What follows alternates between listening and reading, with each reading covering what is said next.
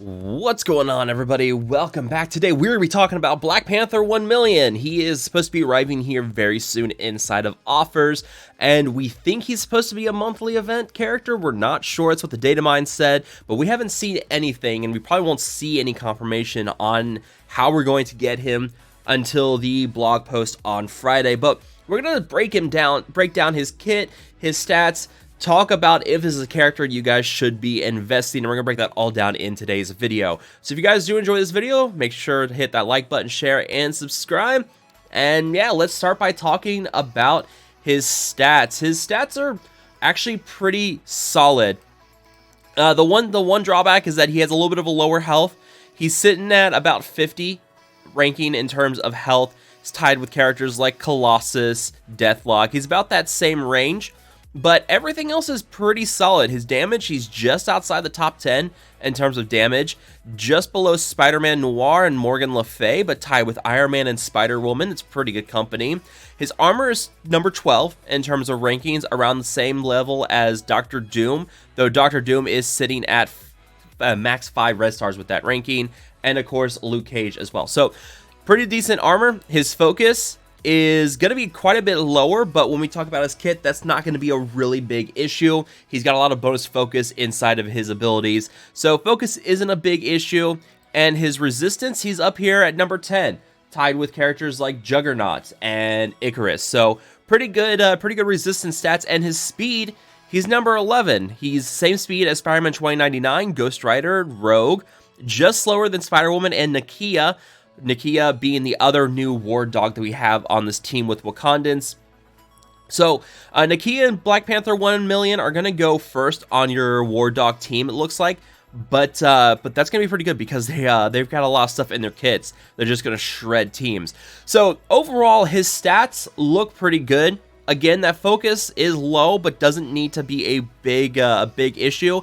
And while his health may be low as well, do remember that you do have Shuri on that team, who will be giving the team defense up right at the start of the fight. And also remember, Shuri will be giving them speed up.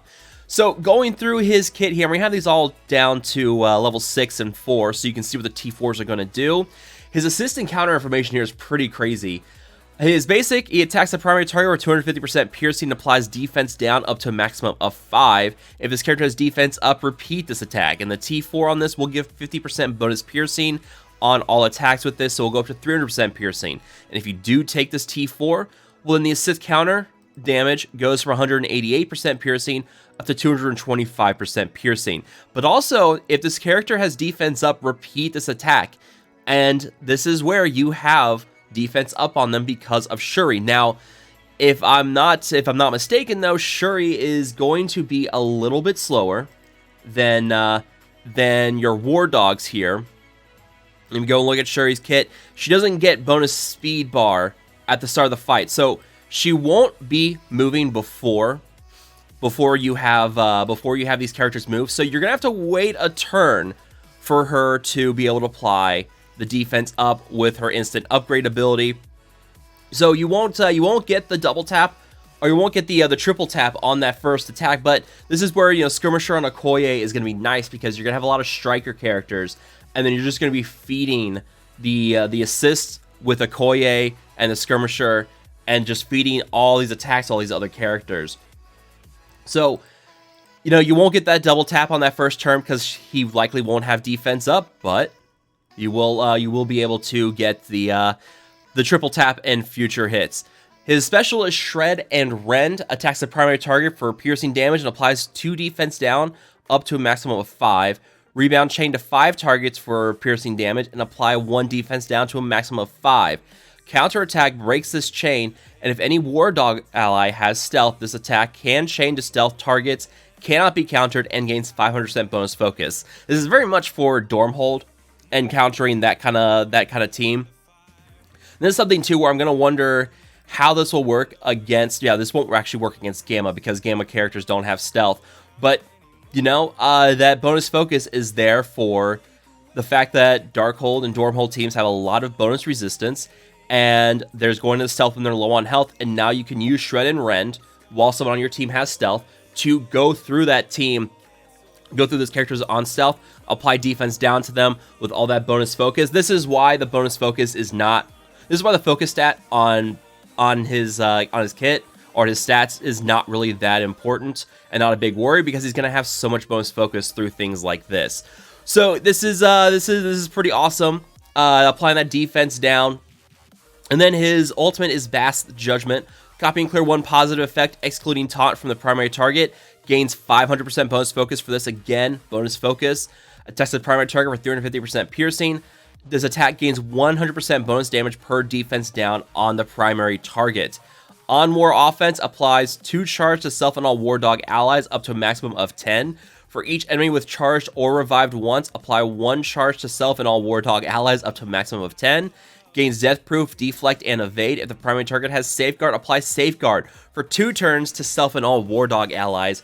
Spread 1 positive effects, excluding Safeguard, Stealth, and Taunt on self to all War Dog allies. This is unavoidable and cannot be blocked. Now you put the T4 on this, and he turns into Nick Fury, where he's spreading all positive effects on self to all War Dog allies. And also, copy and clear 5 positive effects, 150% piercing to the primary target. He is gonna hit hard with this. Remember, he's got one of the better damage stats in the game, and he has piercing damage on everything. So this is just gonna absolutely wreck. And again, this is very much for Dormhold. This is engineered to be a Dormhold counter, because everyone on the enemy team is gonna have revive once on them, except for Dormammu. So you're gonna get 4 charge to himself and all War Dog allies, which is gonna be a ton of charge, and it's gonna help build up a lot of different mechanics, especially with Nakia, which we'll talk about in the future. But yeah, this is some crazy stuff on this ultimate, and yeah, I cannot wait to see that in action. And then his passive, the first Panther, on defense up, gain +1 offense up. When a non-summoned enemy drops below 50% max health or is killed, if this character has charged, fill speed bar by 5% for self and all War Dog allies, then lose 1 charge. On enemy turn, if that character has defense down, gain +1 charge up to a maximum of 10, 30% bonus armor, and then War Offense, War Dog allies also gain 30% armor. He gets 50% bonus resistance, and then in War Offense, War Dog allies gain 50% bonus resistance. The T4 here will give another 5% speed bar whenever a non-summoned enemy drops below 50% max health or is killed. So it's a decent T4. It's probably not going to be my top priority for T4s on him. If I had to go in order of T4s that I would do, I'm thinking, I'm kind of thinking probably Vast Judgment first, because of the copy and clearing and spraying all positive effects to War Dog allies. Like, that seems like pretty important to me. Shredded and Rend probably as well. And then probably the passive, and then the basic. I mean, I probably wouldn't do the basic T4 here, because I mean, it's just 50% piercing, which is nice, but I don't know. I probably wouldn't do that one. That one's kind of like it's okay. It's not one you can sort of skip it, but it's gonna have a nice damage boost for his kit. But this spraying all positive effects from self to all War Dog allies, like, this is a Nick Fury thing, and as we know, anybody that has like the Nick Fury effect with this is huge. Like, you saw that with Anti-Venom as well. Like, those kind of T4s are must-have T4s. So this is one I could see where this is probably gonna be their best T4, or the first T4 they drop on Black Panther 1 million, and then probably Shred and Rend after that, because 70% piercing to primary and secondary targets, that's a lot of damage, because he's rebounding 5 times on that. So that is a huge damage boost on Shred and Rend. Really, really like that. And then the first Panther after that, because another 5% speed bar, which is good. That does help kind of counter the constant speed bar game that Darkhold gets as well. So that would probably be my priority in terms of T4s. And in terms of ISO, I mean, really, I mean, you've got Okoye, who's just constantly assisting. But this is the weird thing, because I think Darkhold counters assists now. This is something we have to test, because I'm having this issue with trying Underworld against.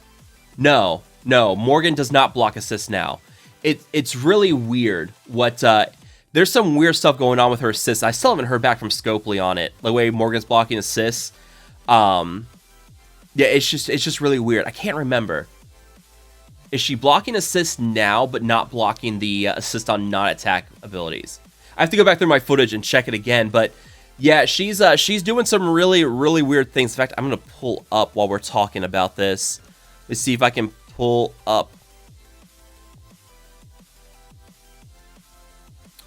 Let's see. Yeah, okay, so yeah, so Taskmaster is not assisting when he has assist now, but he is assisting on non-attack abilities with Underworld. It's really weird because Morgan just blocks assist chance, and it's weird how some of the things are getting through and some aren't with assist from Taskmaster. So, you know, she may not actually assist here, and this is something we're going to have to... I'm still waiting to hear back on them, but... and get like confirmation on if that's intentional or not. But like if it is bugged and she is supposed to be assisting with assist now mechanics, then I could see where you have Skirmisher on Okoye and you have Striker on Black Panther 1 million, and the Kia. Like it's gonna kind of depend on the mechanics. I'm gonna ping the Scopely CMs again today and see if I can get an answer on it. Hopefully we can get answers soon, because 1 millions should be coming here very soon. In terms of his offers, they put out the letter saying he was coming here soon. We'll see how it all pans out. But let me know what you guys think down below. What are your all's plans with Black Panther 1 million? Are you guys even going to bother with him since he's mostly just a war character? Let me know what you guys think down below. Again, if you guys have enjoyed this video, make sure to hit that like button, share, and subscribe. I will see you guys next time.